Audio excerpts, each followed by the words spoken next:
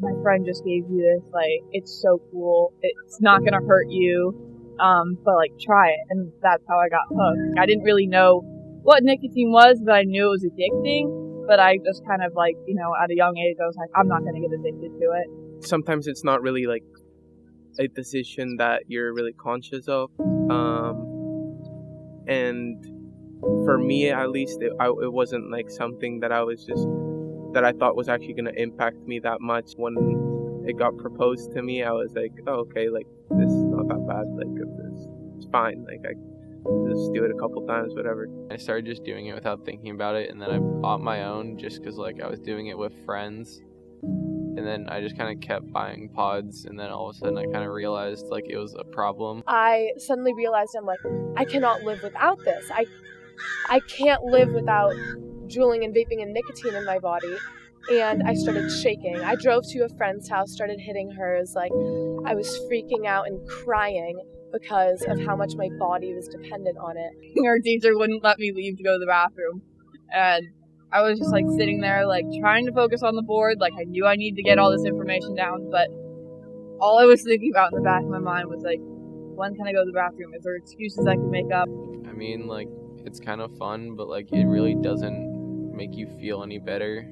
Like, you get a little bit of, like, a head rush for a minute or so, but, like, that's it. Like, it doesn't do anything for you. As you, like, keep including it into your daily routine, it's a lot harder to stop thinking about it, and a lot harder to not have it be a part of your life.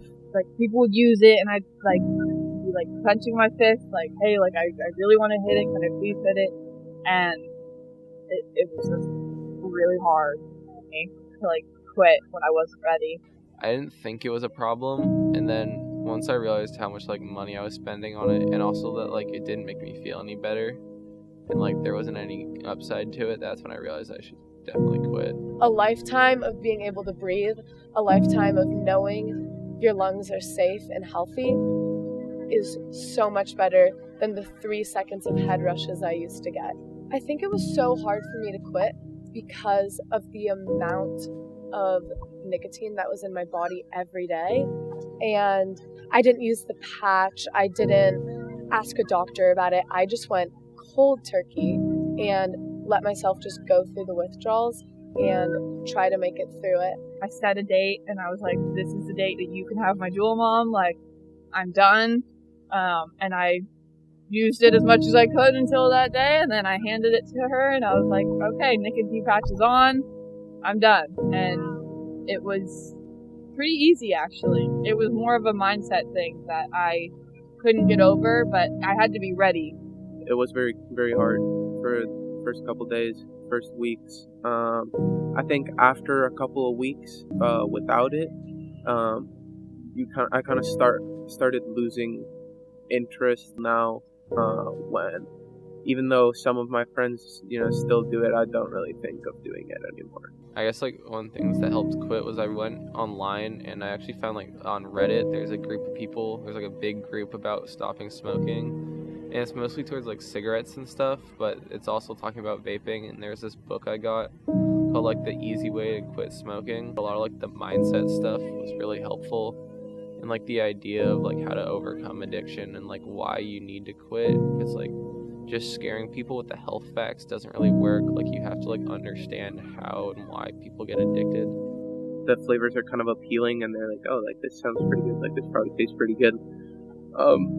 So I think if you remove that, it makes it a lot more difficult for somebody to want to start vaping. I don't think a lot of people are interested in just vaping without, like, if there was no flavors.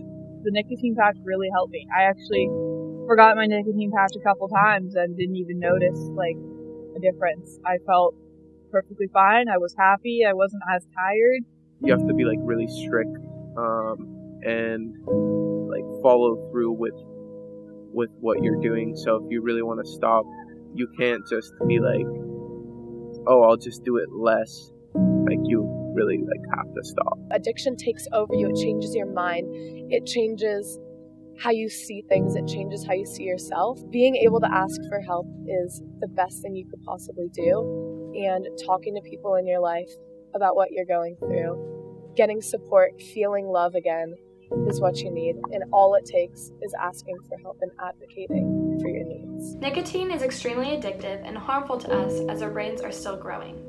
Due to the appeal and persuasiveness of tobacco products in our age group, it is important that policies are put in place to make them less appealing and accessible to youth. Here are a list of policies that aim to protect youth and the general community from the presence and promotion of harmful products, like tobacco and nicotine.